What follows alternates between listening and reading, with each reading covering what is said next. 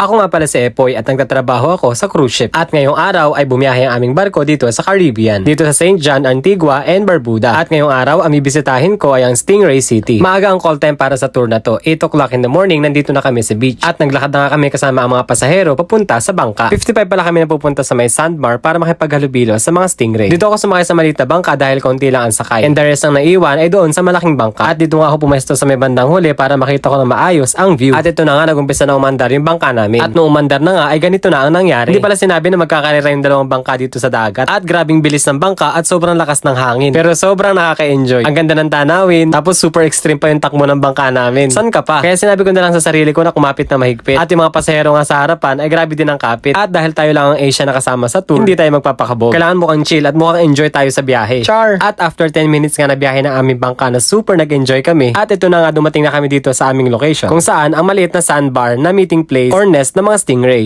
At unti-unti na nga ipinarada ang aming bangka para makababa na kami. Pero habang nasa bangka, ang dami ng stingray na naglalanguyan. Meron din mga helicopter na nagsa-sightseeing at walang humpay na parada ng mga stingray. At pagkababa ng lahat ng pasahero, bumaba na din ako. Syempre, aawra muna tayo bago tayo lumusong sa tubig. At saktong pagbaba ko nga nagdadaanan talaga sa paa ko ang mga stingray. Kasama na sa tour ang mga snorkeling equipment. At wala na akong hinintay na pagkakataon, nag-dive na agad ako at sumisid sa ilalim. Pagsisid ko nga sobrang linaw ng tubig at sobrang ganda ng ilalim. Uy, sakto may stingray na dumaan. Ayun, hinabol ko pero di ko naabutan. Kaso umahon ako saglit. At syempre, magdadive tayo ulit para naman makita yung ilalim at yung ganda ng iba't ibang klase ng isda at mga stingray. O, picture, smile muna. At nung may papalapit na stingray, sumisid agad ako. May nagtawag pala kung sino gusto magpa-picture pero may bayad. Sabi ko ayoko, sisisid na lang ako. Char! Grabe, ang ganda talaga sa ilalim. Sobrang linaw ng tubig. Nabad trip nga lang ako ng kaunti kasi yung gamit ko na phone case na waterproof ay medyo nagmo-moist na sa loob kaya hindi ko pwedeng ibabad ng matagal ang cellphone ko sa tubig. Pero tinatry ko pa rin yung best ko para makuha na maganda ang ilalim ng dagat at ang paglangoy ko kasama ang mga stingray. Pumunta naman ako sa kabila at naglangoy. At pag dive ko nga, ang nakita ko sa ilalim ay iba't ibang nagagandahang klase ng isda at syempre ang kumpol-kumpol na stingray. Habang ine-edit ko nga yung video na ito, natutuwa ako sa mga video kasi sobrang linaw at ang ganda ng kuha sa ilalim. At ito nga umahon ako para makita ko yung buong view. At habang nandito ko, nakita ko yung mama na may hawak ng stingray. Actually, pwede mo siyang hawakan at pakainin at magpa-picture na din. Yun nga lang, hirap makipagsiksikan. At after 2 hours namin dito ay bumalik na aming bangka sa isla. Syempre, dito na naman tayo sa ating karera. At dahil sa huli ako nakapwesto, sa akin lahat bagsak ng tubig. Pero okay lang, basa na din naman ako eh. Ang dapat na lang gawin ay ang mag-enjoy. At pagbalik namin dito sa island ay may complimentary drink. Syempre, punch of ram tayo. At dito nga pala sa area na to makukuha yung mga picture mo doon sa stingray. At may bayad ang kada kopya ng $18. Medyo pricey pero syempre, ito yung souvenir. At dahil 12 o'clock ng tanghali, kailangan na namin bumalik sa barko. O antayin mo yung susunod ko na video.